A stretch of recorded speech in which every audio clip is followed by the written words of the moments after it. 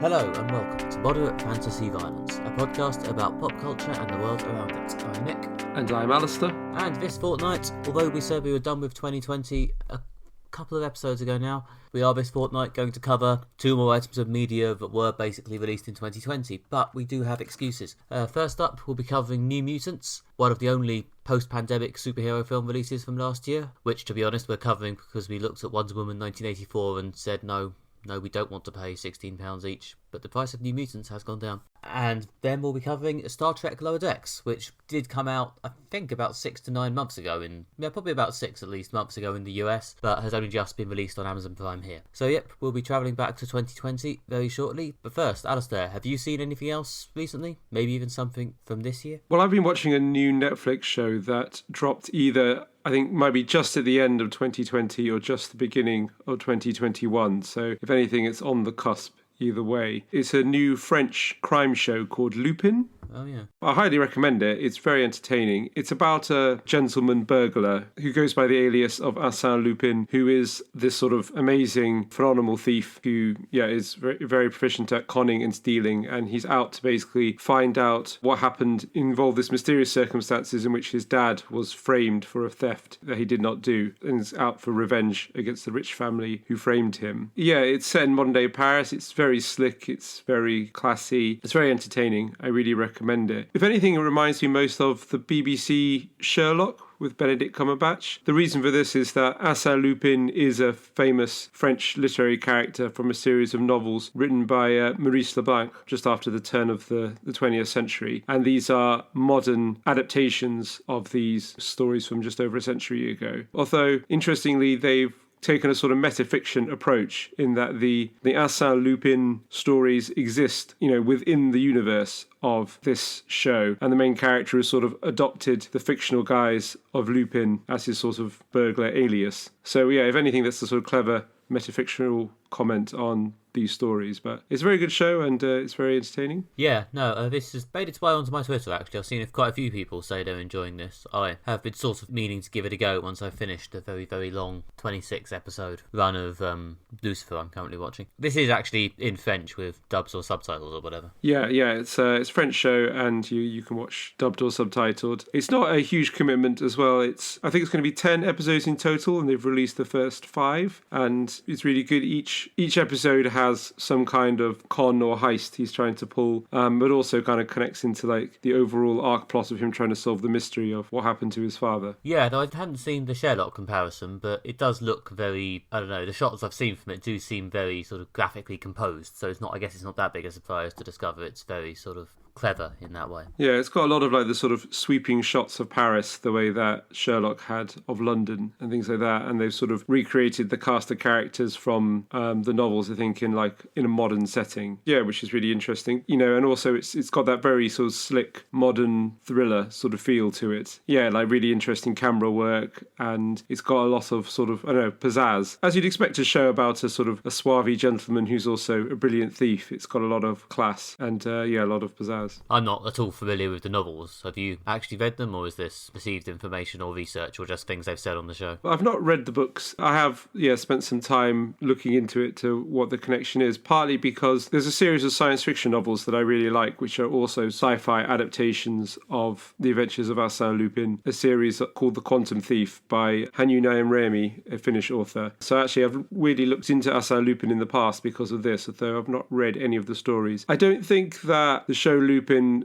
I don't think they're sort of straight up direct adaptations of the novels and short stories. I think it's more kind of like inspired by them. Whereas obviously the Sherlock show, they were, trying to greater or lesser degrees, adapt the Sherlock Holmes stories into a modern setting, like the Hound of the Baskervilles one was quite accurate. But then, and they did like The Final Problem as not setting it in Reichendecker, setting it in London. So I think they're kind of taking a looser approach to adapting these books. The books themselves are constantly referenced. There's quite a lot of flashbacks to the character's childhood, filling in the events that led up to his father's arrest, including him discovering the novels in the library of the house where his father works, and then in the present him trying to get his son interested in the character. So yeah, and I think it's also, I guess, quite clever way of having a thief adopting this personality, I guess, it's the same as having, I don't know, if there was a a private detective who decided to call themselves Sherlock Holmes and pass themselves off. It'd be a bold thing to do, but he's got the skills to back it up. Or indeed one running around contemporary Britain calling themselves Robin Hood. Yep, exactly, yeah. Which I'm sure is some sort of heist or sci-fi fantasy show that's going to be made in the near future. If that wasn't there a vaguely sci-fi take on Robin Hood a few years ago? I don't remember it doing very well. Yeah, I think there might have been. Yeah, I'm sure in the Netflix and Hollywood attempt to adapt every single property ever, it's probably in the pipeline. There's a Russell Crowe version of Robin Hood, which I saw at the time and thought was just a bit mediocre and tedious, but seems to have been reassessed as not just a bit bad, but one of the worst films of its era in the last few years, which is impressive. Yeah, I didn't see that, but it looks like a slightly rubbish one. Wasn't there a Robin Hood film a few years ago with the guy from Arrow or something? I think I was confusing that with Arrow. Maybe I'm just confusing it with Arrow. It's just other famous archers. In green hoods, yeah. Yeah. Yeah, but no, I do have Lupin on the should watch at some point list. Although I've been watching Lucifer for so long that list is getting quite long. I will get around to it as well. Yeah, I recommend this. It's only 5 episodes, and it's very slick and entertaining. It goes down very easily. Anyway, that's what I've been up to recently. Nick, do you have anything to recommend to our listeners? Well, yeah, I've managed to find an actual 2021 thing, and in fact, I think it's something we've both consumed. This is the new Sleaford Mods album, Spare Ribs, that I've been listening to in the last couple of weeks. I think came out a couple of weeks back now. Yeah, this is, of course, the new album from Britain's grimy but not grime, semi-hip-hop, punk, electro, shouty duo. We covered an album before last, English Tapas, on the podcast many years ago, back when we used to occasionally cover albums. And, to be honest, I think something we sort of stopped doing, because I'm not sure reviewing music is really our forte, but I thought I could slip it into this recommendation section, because I have been quite enjoying it. And I know Alastair's also been listening to it. So yeah, I think this is probably their best release in a few albums, I think. I'm finding it, especially as I've listened to it a bit more, the whole record is growing on me quite a lot, especially because sometimes Sleaford Mods suffer a bit from a lot of these tracks blend into one, but I'm finding the songs all quite distinct and interesting, which I like. Yeah, I'm also really enjoying this album. Yeah, they used to sort of bang out an album a year. More recently, they've sort of taken them a bit slower and doing them one every 2 years. I think partly because they've been doing increasingly bigger tours. But I'm glad that they're sort of taking the time to really do them properly. Because it's been 2 years since the previous album, and this one, there's something kind of quite distinct about it. I think to the casual listener to Sleaford Mods think all of their music sounds the same. It's just an angry guy sort of shouting, rapping over some sort of mod beats. But I think the more you listen to the music, you can really see how there's a sort of clear progression, how the sound varies from album to album. So this one, it's got maybe some more electronic sounds, more sort of bits of samples and things like that than previous ones. And it's good that they're trying something different with each album. They're sort of progressing the sound so it doesn't become samey or repetitious. Having listened to it a fair few times now, it's almost the sort of album I would expect them to start to get some sort of small backlash for, because they're definitely, I don't know if softening the sound is the word, but there's definitely a bit more singing and a bit less shouting. They've got things like guest stars for the first time. The music is maybe a bit, smoother and funkier and a bit less raucous. Yeah, and I think there's still quite a lot of angry tracks, but they've kind of dialed back a bit on the sort of the tracks that are sort of just like one long stream of abuse directed at a fictional character, which are, or sometimes a real person, I think, which are very good, but they've done quite a few of those. And I think there's more contemplative tracks about life. For example, there's Nudge It, which is a sort of track more about poverty tourism and people coming into estates and looking around and saying isn't the architecture interesting? Or isn't it quaint round here, when actually it's places where people live aren't zoos. Yeah, there's sort of something quite contemplative about that. And Although Nudge It is one of the tracks more so on this album where he is just pointing at a specific person and say, that is a cunt. Yeah, but I think there's obviously something strong to say about that something specific. I think especially towards the end of the album, there's a really good run of bangers in a row. It's like Mork and Mindy, the title track, Spare Rib, All Day Ticket, Thick Ear. Yeah, I mean, they're all good tracks, but that kind of is a good on an album. There's a bit when there's a series of really good tracks in a row. Yeah, one of the lead singles, Shortcomings, may actually be the closest they've come to a pop song. It's almost strangely catchy. Yeah, that's a good one. It's got a really good, quite catchy bass riff to it. You find yourself humming that one all day. Yeah, the bass riff and the chorus, which sticks in your head. Well, I also got All Day Ticket stuck in my head all day the other day. That may have been because I was playing Ticket to Ride online at the time, because I'm definitely the target Sleaford Mods audience. But yeah, no, it's a good record. I don't know whether they are getting into the later career softer phase, but I'm quite enjoying it. Yeah, they're definitely building up quite a following, and they say they're getting the gigs they've been going to have been getting bigger and bigger. And they've made the actual top 5 albums. Yeah, the last few albums I think have topped the vinyl album chart, which is, for a band that do sometimes rail against sort of music snobs and people like that, they are beloved of the independent record shop and the vinyl collector. Yeah, they made number 4, apparently. I just looked it up with Spare Ribs. So yeah, they are, only an album or two away from, becoming genuinely mainstream and doing a Christmas single or something. Wow, imagine what the Sleaford Mods Christmas song would be like.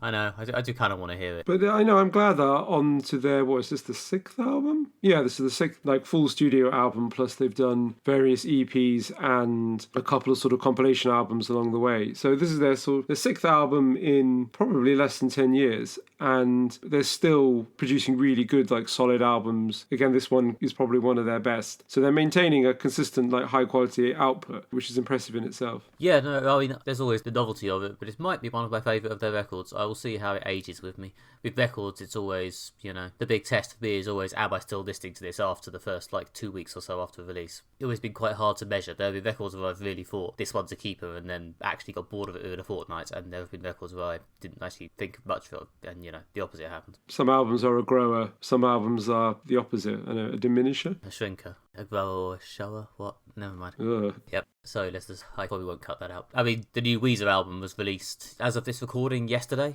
or today is Saturday the 30th, for anyone who cares. That's a new album, OK Human, which is their subdued pandemic album, I guess. Subdued in the sense that it's quite slow and quite reflective songs. On the other hand, there is also a full orchestra on it, so I don't know if stripped back is exactly the word you'd used. But that came out yesterday. I've listened to it a couple of times, and I honestly have not really had enough time with it to entirely tell you what I think. Although, on first listen, it is very pleasant and relaxing, although it does wash over you a bit. Yeah, I mean, it's surprising that Weezer are still doing albums. I mean, they must be... How many albums is this now? 20 or something? I don't think it's quite that many, but I think it is getting towards 12 or 13 or something. That's a pretty big catalogue. I mean, similar to what I was saying about Sleaford Mods, is that they are at least trying something new with this album. They're not just, like a lot of bands do, just put out albums that are increasingly just copies of later successful albums, or some bands even just kind of pretty much stop doing new material and just to all the hits for their hardcore fans. Yeah, no, I do appreciate people like, Weezer and Sleaford Mods, the few bands I follow who are still doing this, who do seem determined to keep pushing out a record at least every 2-3 years, in which they do actually just seem to be trying to experiment with a different style or a different theme or a different approach, rather than just here's a few more songs in the style of me. Sleaford Mods do a decent job of it. Weezer, although some of the records are famously bad, and believe me, no one, especially me, is disputing that some of those albums are bad, they're usually at least worth one listen, and every so often they hit it right. And I think OK Human, the new one, I don't know, at a time when things are feeling a little bit glum, I think Weezer playing their sort of uplifting orchestral stuff, it's actually quite nice. It's reflective, but it's not depressing. It might actually be quite a nice thing to listen to in these times. I'll see how I go with it. Yeah, uplifting is usually what Weezer do well. I mean, when they first came through, their kind of thing was like grunge, but not miserable. That's what I always thought they were like. Yeah, it's somewhere between that and sort of songs about introspective nerd insecurity. But at this point, that's basically just Pinkerton, that one famous album that everyone seems to agree they will never ever top. And although I don't think this is emotionally honest in the same way that Pinkerton was, I think it's... I don't know, it sounds at least sincere. It sounds like he's at least, trying to talk about how he feels about what's going on without necessarily digging into his most ugly, horrible insecurities. Just also their Wikipedia page, and apparently they're now talking about a 4-album project called Seasons, where they release an album at the start of each season. So I guess this will continue. Concept album time. Yeah. That can go well. Each one had a different theme. Who knows if they'll actually do this? So they've got an album called Van Weezer, which is meant to be a homage to hair metal, coming out in May. So the output's definitely continuing. All right. Well, yeah, again, it's always good to see musicians trying new things, putting out new material, and rather than just stagnating. Yep. And, when there's this much of it, it doesn't matter if some of it's bad. All right, speaking of things that are bad, New Mutants. It's a harsh segue.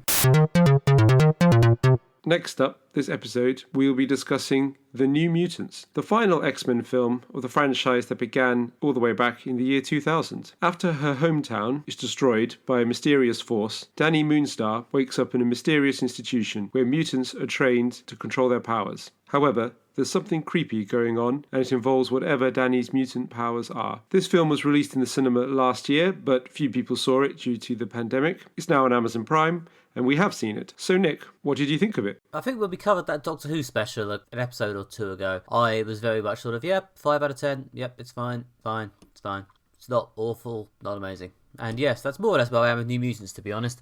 I think it's maybe slightly pokes above that level a few times in that I felt kind of engaged with the characters. Yeah, it's got a sort of superhero horror crossover, which is at least a little bit different from the usual superhero sci-fi action fantasy thing. But it is quite a thin, generic version of horror. I mean, they do commit to it, to give them their credit. It's relatively smoothly executed, and the characters are, as I say, built well enough, albeit somewhat on the nose, by the dialogue and acted well by the cast, especially Anya Taylor-Joy and Maisie Williams, and I think is it Blue Hunt who plays Danny Moonstar? She's also pretty good. Yeah, that's correct. So yeah, there's some decent acting and there's serviceable, slightly generic horror. It's not amazing. It's also only an hour and a half long, and I was distracted for the time it was on. So yeah, I'm not gonna launch a Save New Mutants campaign, but I don't regret having watched it. Yeah, I feel very much the same. I think considering I had been led to believe that this was the worst X-Men film yet, I think, as one reviewer christened it when it was released last year, but this is really not the worst X-Men film yet. It's definitely much better than X-Men Apocalypse and Dark Phoenix or Last Stand. If anything, it's probably ranks somewhere around the middle. Yeah, it was interesting to see them do something slightly different, try and experiment with this sort of horror thing in this sort of what is a very appropriate horror setting, this sort of very big kind of compound thing that's largely empty and full of mysterious rooms and kind of surgical equipment and things like that. It's definitely sort of setting for a horror film. I felt that like the tone was kind of off. I mean, my main criticism of the film is that it could have and should have been scarier.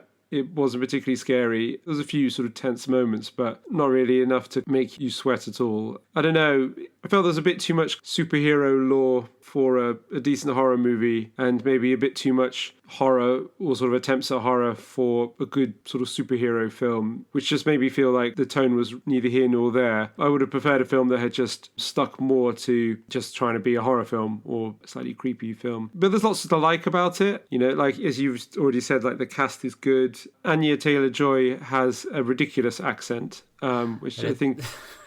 It's ridiculous Russian accent, which is like really unfortunate because I think she actually does quite a good performance in this film. You know, again, the characters aren't hugely complicated and she really brings some life and personality to her character. It's a shame that kind of it's obscured by this rather silly accent. Yeah, I mean, obviously that character is Ilyana Rasputin, aka Magic, who I think is Colossus' sister in the comics. And yeah, Anya Taylor-Joy is really good in it. She's also very good casting in just so far as Anya Taylor-Joy does look massively like that character as she's classically been drawn. So I guess they felt they had to give her the accent. I mean, there was some pretty top-level regional accents being attempted by a lot of the cast in this film. Like, Maisie Williams is doing what I think is a broadly Irish accent, which I don't know. I don't know if it's bad or if I'm just distracted by it because I know it's not her real accent because I've seen her talking elsewhere too much. But Maisie Williams is doing Irish. I'm pretty sure the guy who plays Cannonball, Charlie Henderson, is not actually got a massively obvious Southern States drawl accent going on. So yeah, there's some interesting accent work in this film. I mean, the New Mutants, when it was created in the 80s, I think it was very much focused on, right, it's time to bring in some mutants from different backgrounds and different countries rather than just the X-Men, which, especially in the old days, was very, very white. So they got people in from different countries and stuff, and they all had very heavily written out phonetic accents in the comic, and they've reflected that by giving these guys massively overt regional accents, which, I mean, people make fun of it for being a bit silly in the comics, and it does sometimes creep into being a bit silly here, especially because the dialogue itself is sometimes a bit flat and overstated, even if, I mean, the actors sell it fine, but it is at least sincere, I guess. I guess in a film this short, having people just state their feelings in a way that is a bit blunt and unsubtle, you know, it sells the connections quickly enough if you just want to get on with the horror. You know, there's a romance subplot between the Vane character played by Maisie Williams and the lead character Danny, and it works pretty well. It's a sweet little bit. Again, it's quite slight. They basically speak twice and then fall in love, but, you know, it works fine. It's probably both impressive and depressing, but it's notable that this is a gay couple actually kissing on screen in a mainstream superhero film, and I'm not down with the progress stats enough to know if this is the first time that's happened, but it's probably still among the first. And, you know, if the New Mutants actually come out when it was meant to come out about, is it 2 if not 3 years ago now, it would have been probably even more of a substantial first. The fact that it already seems substantial is probably the depressing part. Yeah, it's a really nice queer love story between the two of them. And I think what's also important is that it is the main love story and really the main sort of interpersonal conflict of the film is between those two characters. It's not a sort of supporting love story for a different relationship. And that's one of the things I did like a lot about the film. It's just a really nice, sweet queer love story between these two characters as sort of the backdrop of a mainstream action film. And a lot of the characterization for the rest of the film and dialogue is fairly on the nose, but, I think that's fine for, if it's trying to be a horror movie, you need to understand the relations of the characters to get to the horror quickly. And, this build up this sort of sense of mystery, sense of something creepy going on. What's important is to get the bits of the horror story right, of like the bit when there's something strange going on, you're not sure if it's real or if it's in someone's head, the tipping over into, no, there's definitely something mysterious, the revelation of what this is, and then the climax. Although they kind of go through those plot elements, it never seems to like coalesce into anything particularly scary or anything like that. There's a bit when one character is sort of in a laundrette in the middle of the night and then gets sucked into a washing machine. That is just sort of tense while it happens, but then the character then just sort of reappears later and is fine. It doesn't really change much. The kind of the characterization, the dialogue in there is all in service to this horror story that fails to be particularly engaging. Well, yeah, as you say, if there's meant to be a sort of ambiguity about whether the things that are appearing are real, then, that ambiguity isn't really that well served, because they're obviously just illusions or something. And it's just sort of marking off time till they tell you that. And yeah, as I say, they're quite nicely realised, it's all quite scary, because the dialogue does a relatively good job of, putting the characters across and selling their sincere loneliness to you. You do feel bad for the characters, especially the main ones like Rain and Danny, when these horrible things are happening to them. But you are just sort of waiting for the next beat in the reveal of, oh, it's some kind of illusion. And the eventual reveal is quite, I don't know, is obvious the word? It doesn't seem like there was a huge amount of levels to it. Like, I don't know if it's meant to be a sort of fake out, but I felt faked out in the bad way. Yeah, I guess it depends on how much we want to spoil of this film. It seems like they sort of, at some point in the developments of this film, they were considering or maybe playing with, trying to make you think that the house was run by Professor X and the X-Men. Yeah. Like, you're meant to think that, the mysterious employer the Doctor keeps talking about is Professor X. But, like, I don't think this is too massive a spoiler, because obviously they're in a house and they're basically being locked away and tortured. It obviously isn't.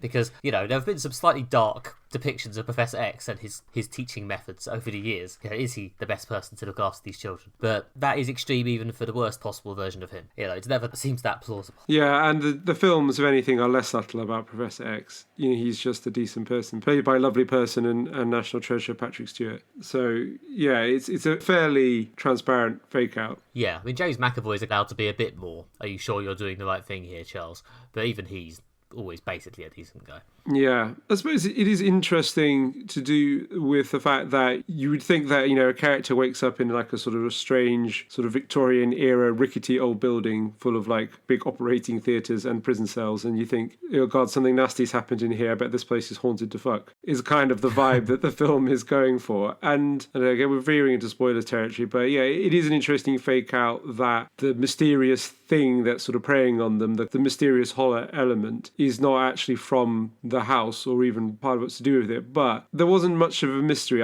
Quite early on, I kind of twigged where the film was going and what the revelations were and how they related to the main character. And almost to the point when I sort of fell into place, I thought, okay, I'm waiting for them to do something interesting with this, because it's fairly obvious the trajectory of the rest of this film, and then it kind of just followed that trajectory to its conclusion. The plot is quite thin and obvious, yes. And yeah, I mean, if this was, I said this on Twitter shortly after I watched it, if this was a TV pilot, I would probably think, yeah, okay, I quite like the characters in the cast, even if the plot was a bit thin, I'll watch the next couple. It does a decent job of setting up the characters, even if the story is a bit nothingy, but of course it's not a TV pilot, it's a film, and it's a film in a franchise that has probably more or less fallen apart due to the Disney Fox moves, so there probably won't be another one. Yeah. Maybe they'll rescue it, but it doesn't feel likely. Yeah, I kind of agree with you. This does have like big pilot episode energy in that it introduces some characters and some relationships and the people playing them, and that's kind of quite fun. But then it tells a fairly generic intro story, which is the sort of thing a pilot can then build on to do more interesting stories later on. But obviously, this is just a standalone film. My kind of feeling about the whole overall is that the whole added up to be less than some of its parts. Like, I quite like the setting. I like the characters. The cast was very good. There was lots of good things to like about this film. It just didn't all come together. So if they did a New Mutants 2 with the same cast and a sort of similar vibe, then that could have been really good. But obviously that might not happen. But, and I said it already in this review, but there's lots to like about this film. So if you're curious, definitely take a look. Yeah, I mean, you never know. Maybe they'll decide that now that Anya Taylor-Joy is a much bigger star post-Hero's Gambit, Queen's Gambit, they decide they definitely want to get her on the books and decide to bring her back as part of whatever they end up doing with the Mutants. But there's no sign of them doing anything with the Mutants yet, so if that does happen, it's probably a while off. But yeah, I do agree that this is nowhere near the worst of the X-Men franchise. I mean, apart from Logan, it's probably the best X-Men mutant team film they've done since Days of Future Past, which was years ago. Yeah, exactly. Yeah, they've been on a run of duds, partly because I think people are just absolutely tired of the X-Men themselves and just seeing iterations of just, Jean, Wolverine, Cyclops, and, an endless Magneto versus X, arguing. So this was at least different, both tonally and character-wise, which is, again, one of the things to like about it. But yeah, as I think I said in the intro, it's now relatively affordable on Amazon Prime, so if it vaguely appeals to you but you haven't yet got around to it, give it a go.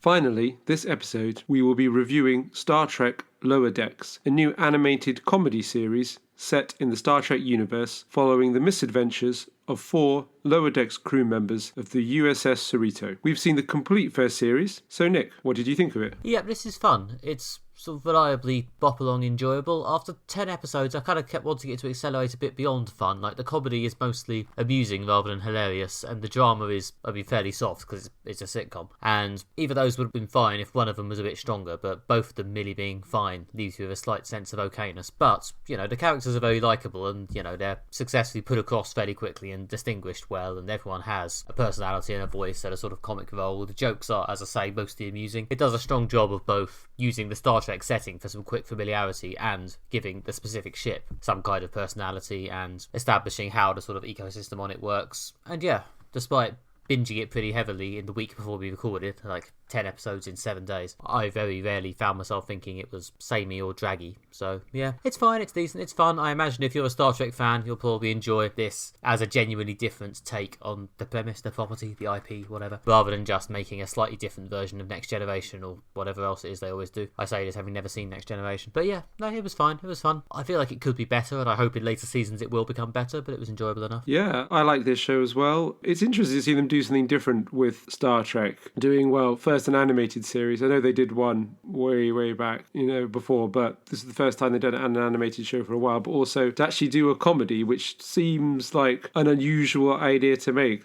Star Trek's not particularly funny as a as a concept. I mean, there's been some humorous episodes, over the years. It's not as like ridiculously po-faced as, I don't know, Batman, but it is an unusual departure. I was talking to someone about the show, and they said, when I described it, they said it kind of reminded them of Red Dwarf, and I think that's actually quite an apt comparison in that this is about lower deck people, the kind the people behind the scenes, towards or at the bottom of the hierarchy, who are kind of doing the grunt work to make all this work on what is not a particularly prestigious posting, a ship that does the second contact. So after, the Enterprise has gone in and done all the exploring and adventuring, this ship comes along and does the diplomatic admin in the wake of the heroes, which is, a funny setting. It's obviously not as scuzzy as Red Dwarf. It's still Starfleet. It's still slick and polished, and people have that kind of gleam of optimism about everything. But it's interesting to go behind the scenes or go down to the lower decks and see the people doing the grunt work. Yeah, I think the thing with it being a sort of Star Trek spin-off is that you sometimes find yourself viewing it through the prism of, let's see what they'll let them get away with. Like, how much are they going to insist on sanitizing this? And it's weird. On the one hand, it always comes back to a relatively wholesome lesson about,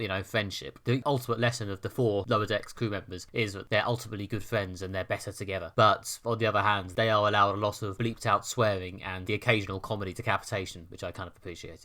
It's a weird balance they've struck, trying this sort of vaguely manic comedy tone within the corporate hierarchy. They do have a lot of themes of, friendship and affirmation, although not as much as Discovery has, which we discussed in a recent review. Yeah, the cuddly friendship moments are a little less overwhelming than they are in Discovery. It's normally, just once towards the end of an episode rather than constantly throughout. Yeah, which I like. I think, as I've said before, one of the things that really works in a comedy show, and like some of the great, especially animated comedies like King of the Hill and The Simpsons, was classic Simpsons, did this well, which is actually, it's nice to end on a warm note of kind of togetherness rather than like an additional joke on the end, because that kind of leaves you this nice kind of positive feeling at the end, rather than just trying to cram in more jokes. You should kind of do your humour before that and then build this kind of warm ending note, and this show does that very well. What I liked about it is that the kind of, because there's these themes you said of friendship and togetherness and affirmation, and that kind of works well within the sort of Starfleet framework that they're satirizing. That Starfleet is supposed to be this really like inspiring, great, like noble thing, but also it's kind of lame as well, and it's kind of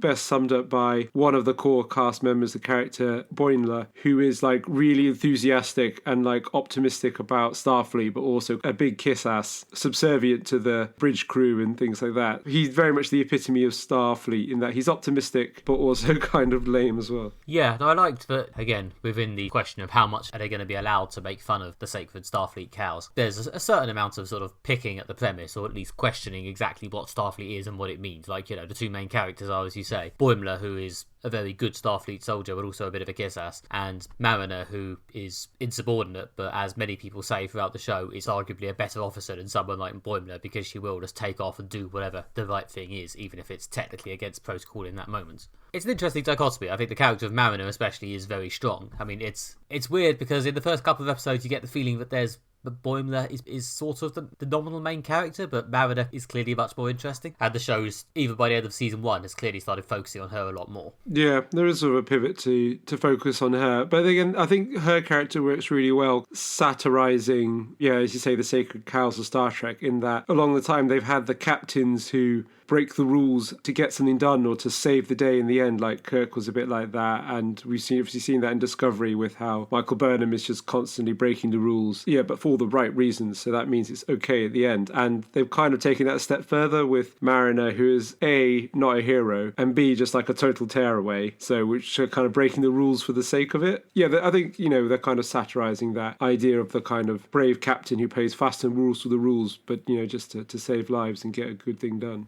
Again, considering this is within the official canon, it's a decent level of analysis, and they actually do a good job of actually having a sense of humour about themselves. There's a lot of Star Trek references for the fans, and my internal barometer did bounce back and forwards furiously on whether these jokes were good or whether they were a bit too much nerdwank. Like, on the one hand, there's a few bits and bobs with like remarks about Picard endlessly quoting Shakespeare and drinking wine, or a random cameo from the cosmic being Q, which I actually thought were pretty funny, and were a good level of entertaining irreverence. On the other hand, the thing about them all being massive fanboys for the Enterprise crew just got more cringeworthy the more they mentioned it, in my humble opinion. I guess I can see where they're, again, trying to satirise the idea that, like, how do the kind of the rank and file Starfleet officers think of the Enterprise, like the people who get all the good gigs. I did quite like the sort of the in-jokes and the little nods. Like, say, the Q joke was really funny. There was a good joke about Miles O'Brien, the Colm character from Next Generation, that made me laugh. Possibly my favourite in-joke one was, there's one episode when they're on the holodeck and they're in like a film that Mariner's made up about the ship they're on, which is kind of impressively meta. And the first time the ship appears in this film, there's these like long, lovingly shots of the Cerrito from like every angle, and it goes on for like ages and ages. And like they did this in like every one of the TOS films. Like when they did the film and they actually had some money to do like really impressive models of the Enterprise, they just went to town with shots about like how like phenomenal the Enterprise was. And like when you were a kid it was kind of impressive, but like watching it later it's just a bit much. You have to be really, really invested that the Enterprise is this like great and noble thing for this like kind of like almost like pornographically intense shots of it, of like caressing the curves of the Enterprise, and they really like completely go to town with it in this episode. So it was a bit of a deep cut, but that really did make me laugh. It's about 3 or 4 minutes. It's like nearly a fifth of the episode's running length. It's just these long, luxurious pans over the Cerritos, and there's occasionally cutting back to some of the cast all gazing at it adoringly. I think one of them is just collapsed over the console blubbing because he's so overcome with emotion at seeing the ship he travels on all the time. It was really funny. I'm not deep cut Star Trek enough to get all of it, I'm sure. A lot of that I did kind of take as a shot at the J.J. Abrams films, but I don't know how much of it also applies to the other Star Trek films. Like, there was definitely some very obvious comedy lens flare in those sequences. Oh yeah, there was a time when the lens flare effect wasn't like everything. Yeah, I think it applies to to quite a lot of Star Trek films and things like that. But yeah, it's definitely a specific Star Trek thing that they're spoofing, and there's lots of nice bits. Like they mentioned Trebles at one point. They've got in all the major races. Like the bridge crew includes there's a Bajoran and there's a Trill, and so they've got all the various bits as well. One of the other things I really liked is in the final episode there is another ship, the Titan, captained by Riker from The Next Generation, and they had Jonathan Frakes come in to do the voice, and also they had Maria Stitz to do Deanna Troi as well. So that was a nice sort of nods to the Next Generation. Yeah, that was fine. As I say, I know enough of vague Star Trek things that I've just absorbed to get that, and it wasn't particularly intrusive. Although there was also a bit in that episode, one of the officers referred to the original Kirk Spock Star Trek crew as TOS, and then explains that it stands for they're obviously scientists or something. And Oh god, that just made me shudder. That was quite possibly the worst joke in the series. That was heavy, yeah. That was just hard work. It was just very, very bad. Again, better jokes, please. Yeah, but there were also, as well as the reference humour, there was a lot of thought of good jokes that were just all theirs. There's a episode I really liked, again a holodeck episode, because they don't do holodeck episodes on Discovery. It's been a while since we've had a holodeck episode in Star Trek. One of the characters has created this sort of like AI assistant that's his anthropomorphized Starfleet badge called Badgie. That's basically Clippy from Word back in the day, but is also psychotic and evil. That was just like absolutely hilarious. Yeah, that was really funny. There's another episode when the character who's from Orion creates a dog by writing the DNA code and then synthesizing it, but has never seen a dog before and just creates this utterly bizarre, slightly terrifying creation. That was very Rick and Morty. In fact, there's a general subtext of Rick and Morty throughout this show, just in the animation style and some of the random creature stuff, and that riff of the dog was a very Rick and Morty riff. Yeah, I actually, I do completely agree with you on the Rick and Morty thing, some of the characters and the madcap humour. Rick and Morty casts quite a long shadow at this point over certainly animated sci-fi comedy. I suppose it's a niche genre, but I can see why they'd be influenced by it. If I had one criticism of the humour, is that there were a lot of good jokes, both reference jokes and just sort of straight up original jokes. And then there's another really funny bit when they're all just doing impressions of the ship and its engines, which is just like, again, like a funny little skit. If anything, like, the humour was good, but I felt it never really built to like some big, impressive comedic set pieces. Like all the humour didn't kind of come together at the end into this like building up towards like a climax of the episode of this kind of intensely funny sequence when all the humour they set up kind of pays off together. Yeah, I guess because it's Star Trek, it's not so much structured like a sitcom, it's structured like a Star Trek episode with like quips and silliness in it. That's exactly it. That is 100% why there isn't that, yeah. But because it's a comedy and the drama's quite soft, that does lead to this sort of slight plop in the middle I mentioned earlier, where it's not quite dramatic enough to be a proper serious drama, but nor is it quite funny enough to be a sitcom, which is, I think, the balance they haven't quite nailed. Yeah, that is one of the flaws of the show. There was one episode, the one where they have to demolish a moon, where I felt everything they had about 3 different comedic storylines, one involving Boimler and Mariner, one involving the other 2 main characters, Rutherford and Tendi, and then one involving the bridge crew, and they all kind of came together at the end, and I thought that really kind of nailed both. The dramatic plot was there as well, so that kind of nailed the comedic set pieces, the humour and the drama. So there was times when it kind of got above that, but usually it was, again, the issue of, as you just said, a sort of slightly passable Next Generation mid-series episode plot with some kind of sarcastic quipping or like occasional mad comedy bit thrown in. Yeah, I mean, there was a couple of episodes which I thought it really sort of rose up a bit. I think there's one about the concept of buffer time, which I think is a very sort of straightforward example of the premise, sort of the whole below decks Star Trek crew thing, what they do and when they slack off. And yeah, it's a very obvious episode to do in this show, but I thought it works really well. So yeah, there's definitely potential in it, and I'd like to see where it goes. It's not, I mean, as I say, I can't not mention Rick and Morty. And again, if you enjoy this and want something that's like this, only funnier, and with a wider range of sci-fi to take a shot at, I strongly recommend watching Rick and Morty if you haven't seen it. And it's also for a second thought of Disenchanted. And just to be clear, this is much better than Disenchanted, because Disenchanted wasn't funny at all, really, a lot of the time. It just made really, really obvious jokes. And although the jokes in Lower Decks are occasionally a bit obvious, they are a bit more grounded in characters that actually work and therefore are a bit more engaging. Yeah, I agree with that. I'm currently watching the 3rd series of Disenchanted that also just came out as well. I just love Matt Groening, all right? Leave me alone. And also it's got Matt Berry and Richard Ayoade as well. I think I said at the time I watched Disenchanted, partly in the hope, is hope the word? Who knows? I watched Disenchanted thinking, well, it's possible I will read in a year or so's time that this is now absolutely amazing. Even though the first series was bad, you should get on board. So I watched the first series because I thought, well, at least then I'll have already seen it and I can,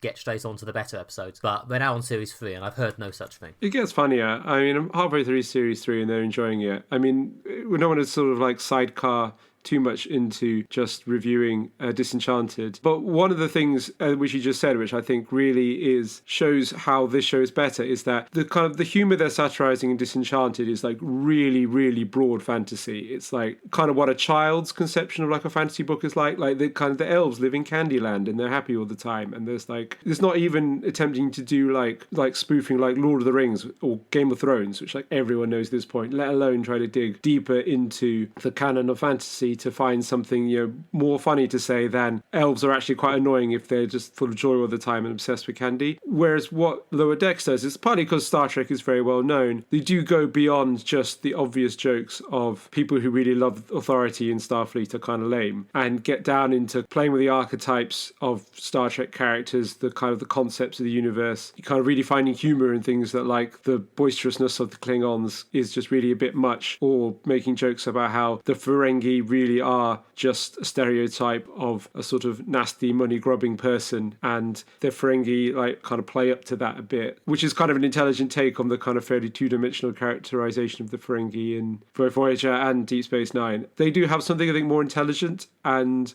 more interesting to kind of say, or at least to dig into and like make fun of, and they're comfortable doing that without saying like, oh, this has to be accessible to absolutely everyone. Again, partly because Star Trek is well known, and also partly because it is just like funny. You don't need to know anything about Star Trek to find Badgie or the freaky dog funny, or the bit when they're just making humming noises for ages. So that's what I liked about the show. Yeah, I think it's the specificity of actually having a specific thing to make fun of and being big enough fans to actually dig into it properly. Like, as you say, Disenchanted, it felt like they were just taking vague shots at the concept of fantasy, and it's unclear if they were even that interested in fantasy. Whereas this, it is at least going fairly deep on it. And yes, some of the slightly more fan-wanky moments I didn't think entirely landed, but at least it's actually doing something. Yeah, my criticism very much is that although I did like the characters and how they played around with like the various sort of Starfleet or Star Trek like archetypes, the characters could have a bit more sort of complexity to them. They didn't really go on much of a journey or learn much. I mean, there was a bit with the two main characters, Mariner and Boimler, that Boimler becomes a bit less of a lame, subservient, deference to authority kiss-ass throughout the show. Mariner you do find out that actually she does love Starfleet and respect the Cerrito and things like that. There is some progression, but there isn't a huge amount of character development, and probably even less for the other two main characters. Overall, dramatic plotting isn't really up to much. Like, there's a revelation in the final episode when Mariner's secret gets out, and when it gets out, I was really like, really? That's the secret? I didn't even know that was a secret. I just thought everyone knew that. For example, plotting and characterization, not necessarily breaking new grounds in creating engaging characters or interesting plot. But yeah, as we said, the humor was there.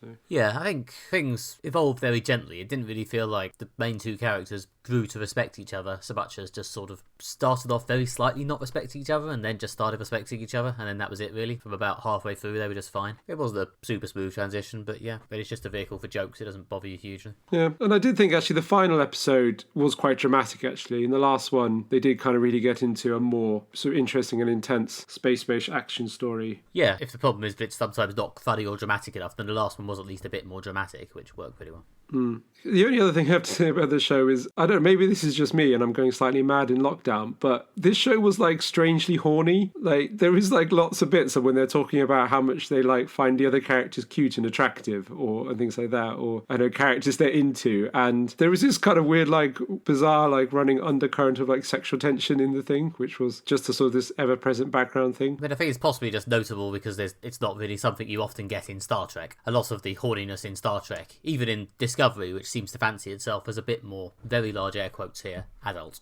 The romance is very much just romantic. Whereas, yes, there is a lot more of this in this. And that is, I don't know, maybe that's a bit of a Rick and Morty thing, I don't know. The being very willing to point out the obvious sexual overtones of certain sci-fi concepts rather than just quietly not mentioning it. Yeah, I suppose that is probably a Rick and Morty thing. That show was definitely very horny. Yeah, that show about that constantly drunk old man is among the most arousing things on television. Oh, yeah. Right. There's no coming back from that. Yeah, cool. I'll just stick in a jingle double to our generic outro. It'll be fine. Okay, and back on topic. Thanks very much for listening.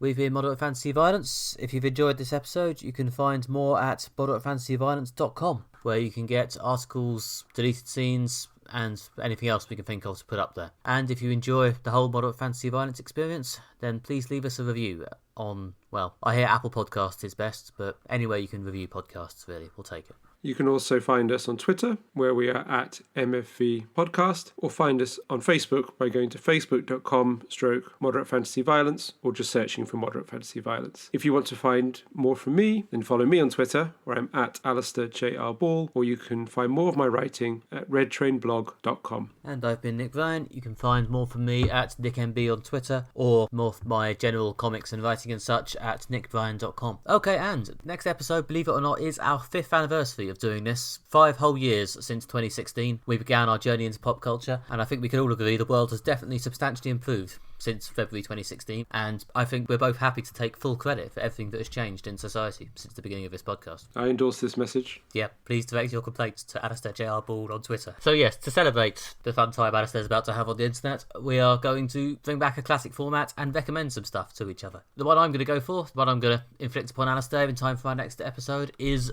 a classic. I think I may have named this as my favourite comic in a recent podcast appearance. Well, recent. In September I did this. Time is a flat circle. And this is Saga of the Swamp Thing by Alan Moore and Stephen Bissett. The first volume of the classic run which reinvented Swamp Thing as a soulful, industry-renowned horror character, and I think was also one of the runs that put Alan Moore on the map as the man to go to for deconstructed and or horror-inflected superheroes. And the first issue of this run was released in early 1984, before I was born. So, yep, we're going to take a trip back to a better time before I existed, with the first volume, which I believe collects the first 8 issues of Alan Moore's Swamp Thing. There we go. Saga of the Swamp Thing, Book 1. This will be really interesting. I've seen a lot of adaptations of Alan Moore's work, but shockingly, I don't think I've ever read anything written by the man himself. I've not read V for Vendetta or Watchmen or anything like that, so maybe, yeah, start with the beginning is a good way to go. Part of me is now tempted to re-record the segment and make you do Watchmen, but no, I think that's in some ways too obvious. We're going to do Swamp Thing, I think. Sounds good. Now I'm excited for this. And my recommendation to you, Nick, is North by Northwest, Alfred Hitchcock's classic spy film from 1959, starring Cary Grant. It's a film that frequently comes up, if not at the top or towards the top of greatest Hollywood films of all time, or just greatest films of all time. And I hope you enjoy it. Yep, no, sounds good. I have not seen this because it's a film, and more specifically a film that came out before I was about 16. So yeah, I definitely haven't seen it, and I'm looking forward to it. Great. Okay, and there we go. So that's next episode. Join us for this epic 5-year party, in which, I'll be honest guys, this is the sort of episode where were this normal times we would probably meet up at someone's house and do this over a table and get drunk, but alas, we're going to have to do it over the internet like we do everything else. See you in 2 weeks for that. Have a good one. Feel free to throw your own parties. Bye. Bye.